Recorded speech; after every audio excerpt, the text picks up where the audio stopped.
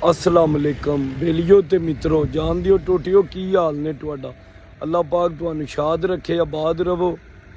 ए माजरत मेरा गला खराब है, इस वजह तो ना ज़रा थोड़ा मसला हो रहा है आवाज़ का। अच्छा, गल करनी सी जड़ा अगले दिन ना लाहौर इछरे च वाक़या होया, 2 दिन हो गए ने। एक औरत ने वो अरबी कैलीग्राफी वाला ड्रैस पाया सी जिदे ते लफज हलवा लिखे सी, ते उन्होंने हजूम ने घेर लिया ते उन्होंने जान तो मारन की कोशिश की ने। इत्थे मैं ना पंजाब पुलिस की जितनी तारीफ करा ना उतनी घट है। पहली बारी उन्होंने मुजाहरा किया, और भी बड़े वाक़यात होए ने, लेकिन इंज दे हजूम अगे पहली बारी पंजाब पुलिस ने मुजाहमत करके ते कोई वड्डा नुकसान होने तो बचा लिया। अच्छा, मैनू अपने ना बंदियां तो मामला बड़ा नाजुक जिहा। अरबी एक मुकम्मल ज़ुबान है और दुनिया दियाँ बेहतरीन ज़ुबानां चूँ, कदीम तरीन ज़ुबानां चूँ। हर लफज अरबी वाला जड़ा वो कुरान मजीद नहीं हो सकता। तो ये ना साडा जड़ा हजूम है ना, इहदा एक ही मकसद होंदा है, उन्होंने कोई ना कोई नवा शिकार चाहिदा होंदा है।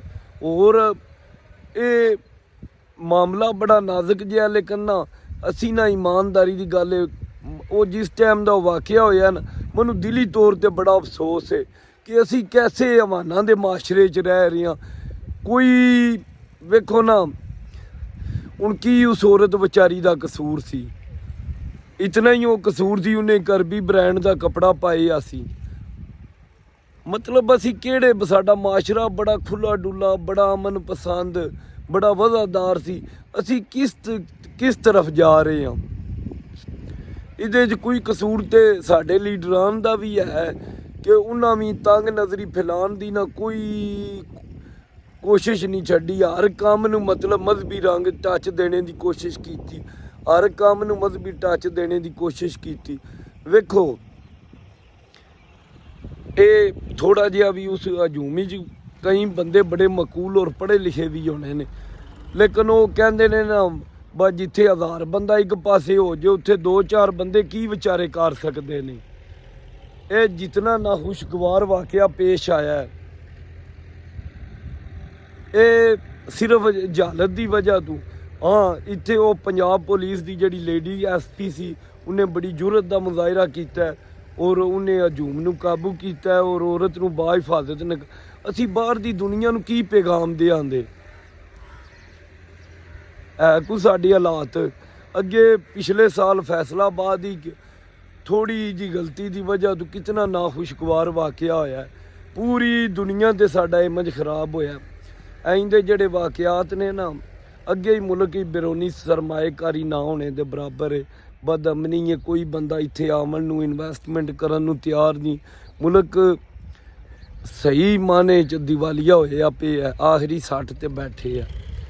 तो लिहाजा बराए मेहरबानी कीता करो, हर काम नूं ना मजहबी टच ना। इस्लाम अमन ते मुहब्बत का दीन है। साडे नबी पाक सल्लल्लाहु अलैहि वसल्लम ने सानू अमन, प्यार, मुहब्बत, अखुवत ते भाईचारे का दरस दिता है। असी किधर जा रहे हैं? कदे हजूम कोई मार छड़दा है, कदे कोई मार छड़दा है। कोई थोड़ी जी तहकीक कर लिया करो। कितने नाखुशगवार वाक़या हो चुके ने। अगे फैसलाबाद ही जो है, उहदे तो पहला वो सियालकोट ही श्रीलंकन मैनेजर नूं मार दिता गया। इहदे नाल बाहर की दुनिया नूं असीं के दस रहे हैं भाई? इत्थे असीं मुल्क नूं हकीकी माने च अफगानिस्तान ते शाम बना दिता है। पर कोई बंदा इत्थे आवन नूं तैयार नहीं, क्योंकि ना उत्थे दी इज्जत महफूज है, ना उहदी जान की हिफाजत है, ना उहदे माल दी है।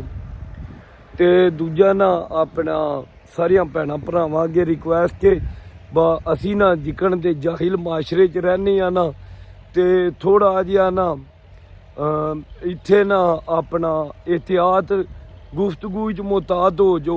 किसी टाइम ही तुहाडे ते तौहीने मजहब का फतवा ला के कोई भी हजूम सरेआम, जिन्हों हालांकि भावें दूजा कलमा भी ना आउंदा होवे, वो तुहाडी एनी टाइम जान लै सकदा है।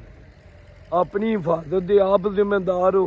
तो दिली तौर पर ईमान ना बड़ा अफसोस होया। फिर एक बारी मैं उस वाक़या की मजम्मत करना, तो वो दूजियां भैनां अगे भी रिक्वेस्ट है ਅਰਬੀ ਬ੍ਰਾਂਡ ਨੂੰ ਨਾ ਜ਼ਰਾ ਪਾਕਿਸਤਾਨ ਦੇ ਕਲਚਰ ਤੋਂ ਨਾ ਜ਼ਰਾ ਵੱਖਰਾ ਹੀ ਰੱਖੋ, ਆਪਣਾ ਧਿਆਨ ਰੱਖੋ। ਤੇ ਪਲੀਜ਼ ਜਿਹੜੀ ਮੈਂ ਗੱਲ ਕੀਤੀ, ਜੇ ਕਿਸੇ ਭੈਣ ਭਰਾ ਦੀ ਦਿਲ ਆਜ਼ਾਰੀ ਹੋਈ ਹੋਵੇ ਤਾਂ ਮਾਫੀ ਚਾਹੁੰਦਾ, ਲੇਕਿਨ ਅਮਲੀ ਤੌਰ ਤੇ ਅਸੀਂ ਹਵਾਨੀਅਤ ਦੇ ਵੱਲ ਜਾ ਰਹੇ ਹਾਂ। ਤੇ ਆਪਣਾ ਧਿਆਨ ਰੱਖੋ, ਰੱਬ ਰੱਖਾ, ਅੱਲਾ ਹਾਫਿਜ਼।